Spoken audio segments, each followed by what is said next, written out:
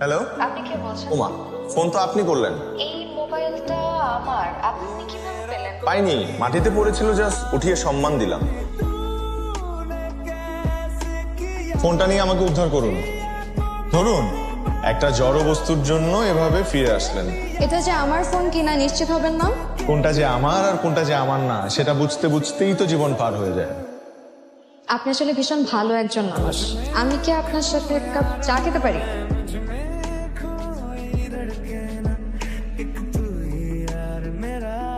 কেমন আছেন? ভালো। আপনি এখানে? এক বন্ধুর সাথে আসছিলাম। ও হচ্ছে গার্লফ্রেন্ড সামলাতে আসছে। পোলাপাইনের যে সাহস, নিজেকে সামলাতে পারে না, কিন্তু গার্লফ্রেন্ড সামলানোর মতো দুঃসাহস দেখাতে কার্পণ্য করে না। আপনি তো মনে হয় এসব খুব ভালো সামলাতে পারেন। আমি এই দুঃসাহস দেখানোর সুযোগ পাইনি বা করিনি, দেখি আমি আজকে সিঙ্গেল। আচ্ছা, আপনাকে দেখলে বা আপনার ব্যবহারে তো একবারও মনে হয়নি। Very bad. কাউকে দেখে এরকম জাজ করা উচিত না কিন্তু। আসি তাহলে। হ্যাঁ হ্যাঁ, ঠিক আছে, থ্যাংক ইউ। শুনুন, জি। আপনি তো মনে হয় আমার কাছে একটা ট্রিট পান। চলুন আজকে আপনাকে তেহারি ট্রিটটা দিয়েই ফেলি।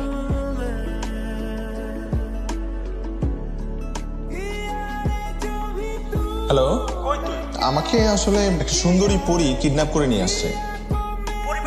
কেন, তুই ছোটবেলায় পরীর গল্প শুনিস না? ছোটবেলায় তুই তেহারির গল্প শুনছিস, কিন্তু পরীর গল্প শুনিস না। দোস্ত, আমি আজকে আর পারবো না আসতে, তুই তোর মতো চলে যা।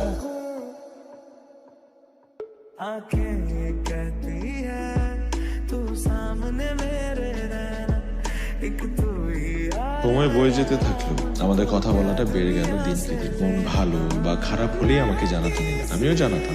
তবে বুঝতে পারছিলাম একে অপরের প্রতি টানটা বেড়ে চলেছে, শুধু মুখের ভাষায় প্রকাশ করা হচ্ছে না।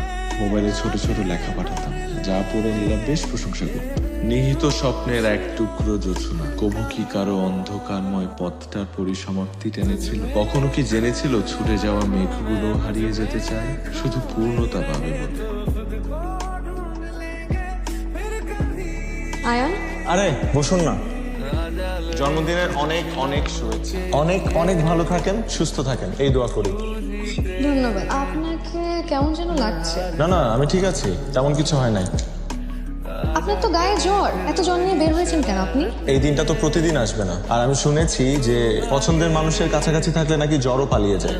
এসব অদ্ভুত কথা যে কিভাবে মাথায় আসে আপনার। উইশ তো করেছেনই, এবার চলুন। তার আগে এই কেকটা তো কাটুন, অধমের একটা মাত্র ইচ্ছে তো অ্যাটলিস্ট পূরণ করুন।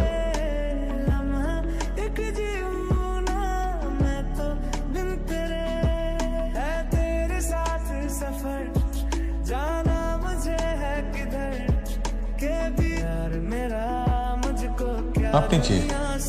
এ তো আমাদের মেয়ে নীলা। না না, আপনাদের কোথাও ভুল হচ্ছে, ও নীলা না। দেখুন, আমি আপনাকে বিয়ে করতে পারবো না, সরি। তোর মেয়ে মানে? এই বস এখানে। শোন, তোর ভাই জিয়ান, ও এই মেয়েকে পছন্দ করে। আসলে আপনারা কিছু মনে করবেন না, আমার ছোট ছেলে আয়ান, ও একটা মেয়েকে পছন্দ করে যার নাম নীলা। আমরা যে এখানে আসবো জিয়ানের বউ দেখতে, এ ব্যাপারে কিন্তু ও কিছুই জানতো না। ও আসলে হয়তো ভেবেছে যে আমরা ওর নীলাকেই দেখতে এসেছি।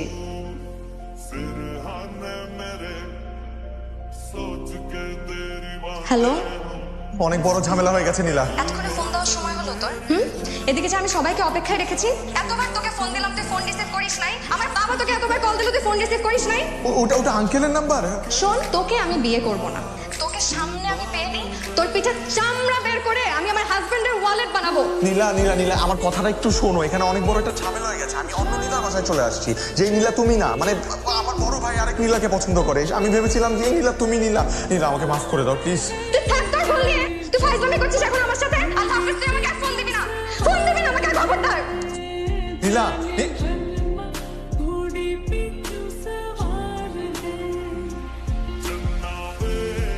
এত বড় ঘুমটা দিয়ে রাখলে তোমার এই সুন্দর মুখটা আমরা দেখবো কিভাবে? ঘুমটাটা একটু তোলো। আমরা আসলে কখনো কোনো মেয়েকে কপালে 2 টিপ পড়তে দেখিনি। আব্বা, আব্বা, আপনাকে আব্বাই বলি। আসলে হয়েছে কি জানেন, আমাকে সবাই বলেছে বিয়ে ঠিক হওয়ার পর থেকে কপালে 2 টিপ পড়তে, এতে নাকি স্বামী আর পরবর্তী বংশধরের মঙ্গল হয়। এখন আপনার নাতি নাতিরা ভালো থাকবে, এটা আপনি চান না আব্বা? ঠিক আছে তোমার কথা, বাট আমি ডিউকের ভাই আর আমার ওয়াইফ। নীলা, কি চাতা বলছিস? অব হতে যাবে কেন? তোর পাত্রের বড় ভাই। আপনার লজ্জা করে না? বয়স্ক একজন লোক এত ছোট একটা মেয়েকে বিয়ে করতে আসছেন। আপনারা কি শুরু করছেন? আমি পাত্র না, আর পাত্রের বাবাও না। ভাই সাহেব, আপনারা সরি, আমাদের আসতে একটু দেরি হয়ে গেল। আপনাদের দেরি থেকে তো সবকিছু গুবলেট হয়ে গেছে। সরি বাবা। কোনো সমস্যা নেই। এই চল।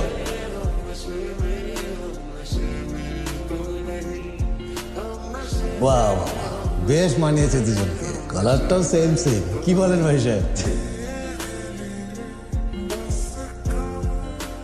এটা তুই আজ আমাকে যে মাস্তানা বোধ করলি, তোর খবর আছে। একবার বিয়েটা হোক, পালানোর জায়গা পাবি। বাসর রাতে আমার হাত থেকে কেউ তোকে বাঁচাতে পারবে না।